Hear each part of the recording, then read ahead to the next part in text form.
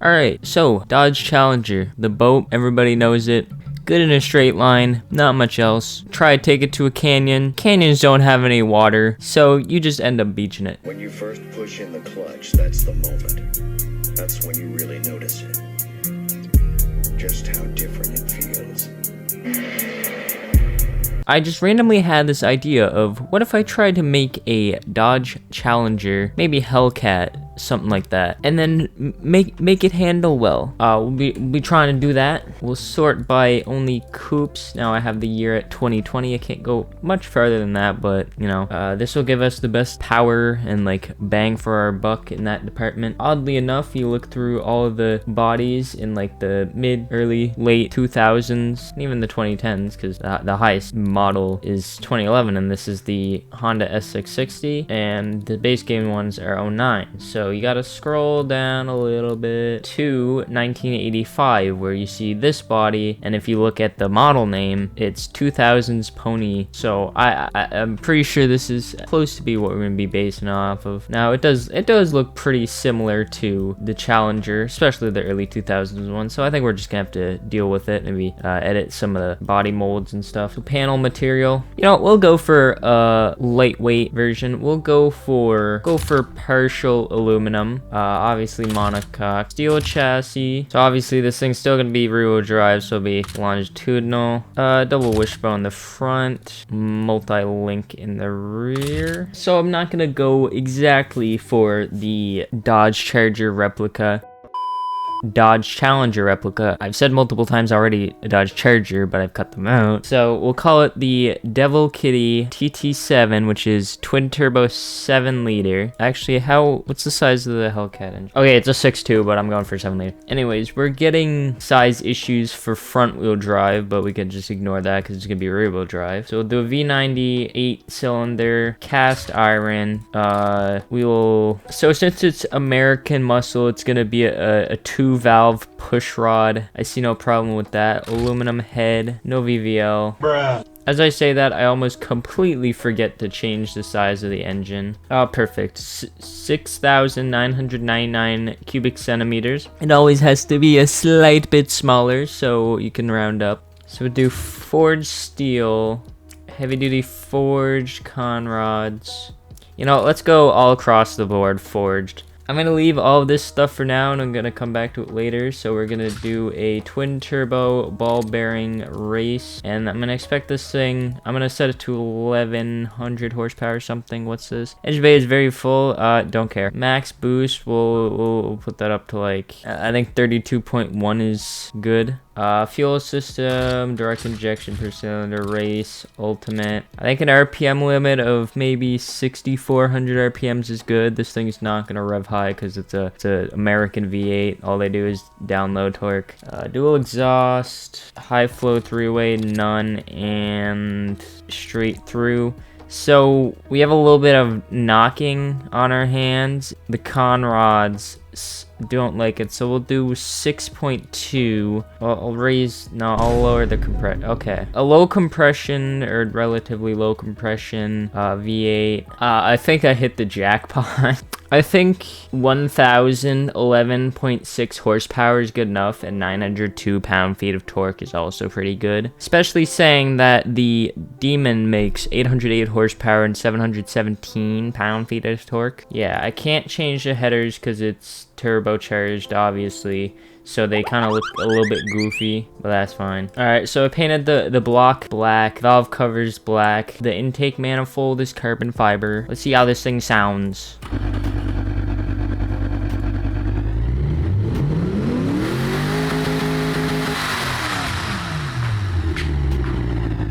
Sounds like a big old American V8. Okay, now on to styling. What the heck? Where'd my wheels go? I guess they don't call it Detroit muscle for nothing if everything gets stolen from it. Okay, so the Hellcat had a nice blue color I tried to replicate it by using only this down here, but they don't have it, and I'm not gonna bother doing what else. So I like how this blue looks. I think it looks pretty nice. Now, obviously, being automation, the flake looks like garbage, and the without flake also looks like garbage, and then shine. So it looks like a toy car, I guess, but you know, we'll work with it. All right, so I kind of went in on the front end here. So you may see up top we got a hood bulge because we got lots of power that's trying to escape, and then we have a vent here that helps with keeping that power that's trying to escape cool, as well as a grill here that helps cool as well. And then we have in the headlights some more mesh. These actually feed directly to the turbos. Now obviously in this game I'm making that up because you can't do stuff like that, but on the real car this feeds directly to the intake on one side, I believe, but it's supercharged in real life. I have 3D molding right here that makes that split as what it looks like in the real cars. So that's as close as I could get it looking without taking an hour on this. Then we just have a splitter right here, and then a set of canards. So the side's pretty basic. There's not much going on. You got the door handle up in the same position as where it is on the real car, and then you got a somewhat aerodynamic looking set of mirrors. They also look somewhat like the real car as well. And the gas cap, it's like a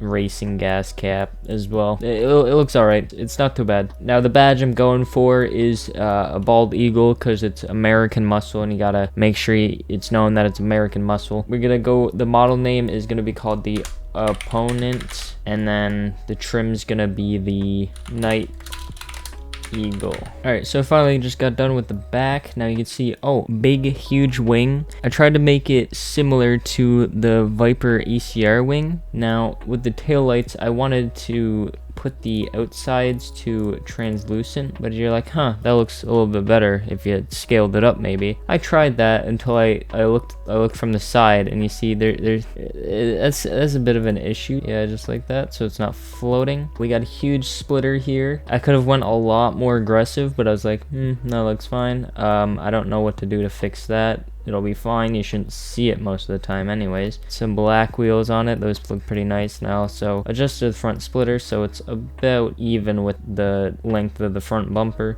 So now I'm pretty sure the only thing I'm forgetting is wiper blades, and I don't know about you, but I kind of just want to forget them. I hate wiper blades. No, I'll put them on. Okay, those look a little bit better. Alright, so we'll do rear-wheel drive manual 7-speed, top speed of just over 300 kilometers an hour, 30 spacing.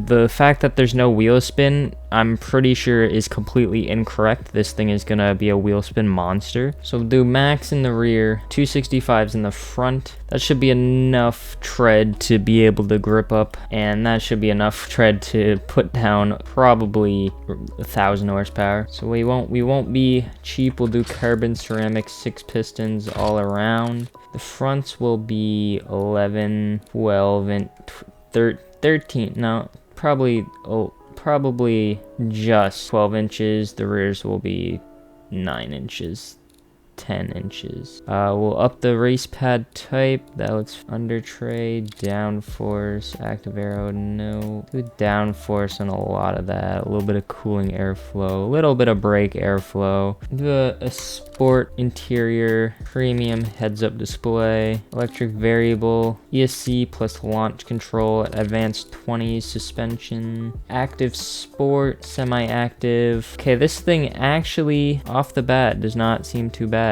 Downforce at top speed is too high and causing the suspension to bottom out. Nice. We have a lot of downforce in the rear, not so much in the front. Okay, so it's telling me that the short gearing is reducing the car's top speed, increase the top speed, and also the downforce at top speed is too high, is causing the suspension to bottom out. Alright, so I adjusted a few things. I adjusted the dampers, lowered it a little bit, that's gone away. I'm not gonna do anything about the downforce. And the brakes, for one, they're already looking a slight bit small for what they are. Like, these look tiny, but I don't really want to change the pad type or lower it. So my answer to that is just don't lock up the brakes. ABS should do it. Anyways, so get 3.5 miles per gallon. It's not fuel economy. It's miles per gallon because this thing gonna be a banger. It weighs 4,600 pounds. So it's actually 200 pounds heavier than the Hellcat. I don't know if this reliability at 0 means there's no issues or it won't turn on from the factory, but I'm assuming the latter. Anyways, I'm gonna export this thing to BeamNG and then we'll see you there. So loaded in BeamNG, this thing actually looks really good. The only issues that I've had with importing it is actually just this right here, but that's not a huge deal. Just act like it's not there. Imagine that the hole is not there and then that it's blue. Honestly, idling, this thing sounds amazing.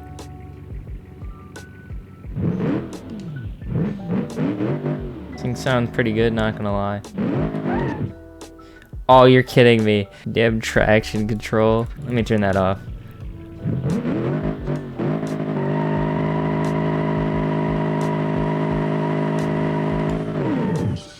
Oh man. It should be able to burn out in a second. No, it don't.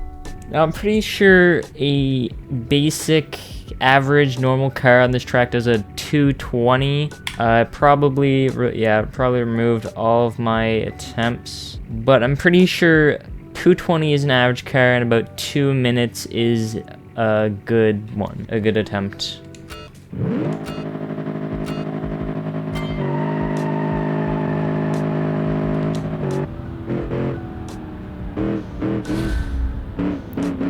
A little bit of understeer, but not a huge issue. Bit squirrely.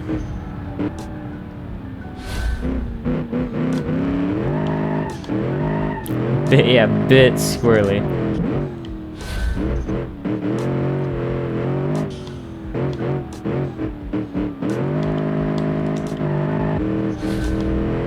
Alright, now it's time to let her eat.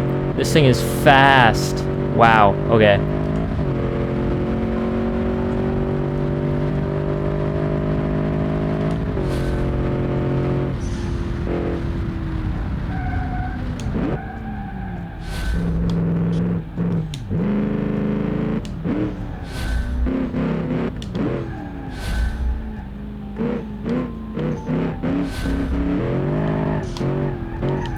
Oh no, save it. Yes. Don't put her in the guardrail or the barrier. Okay, so I don't know what my time is because my UI glitched out, but this seems pretty good, honestly. 210, okay. I'm gonna try that again with Sport ECU. This ECU is not having fun right now. There we go, guys. Shaved about 3 seconds off of my laps. Now, I'm pretty sure that 209 is actually the V6 rear-wheel drive Honda Civic with no aero done to it. So congratulations, Mopar guys and American Muscle guys. If you guys shove a ton of aero on your car and design it with the same person, it can almost compete with a nearly half the horsepower but half the weight Honda Civic or JDM car. So that's gonna be all for this video, guys. Thank you guys so much for watching. Make sure you guys do like, comment, and subscribe. Trying to hit 500 subscribers by the end of the year. Is it possible? We're about, I'd say, 40 away right now or something. Thank you guys for watching. See you guys later. Like and subscribe if you guys like Mopar or American Muscle, and do the same if you like JDM as well, or if you like cars in general. Also post it in the comments down below, any thoughts you have. I see every comment in my YouTube studio.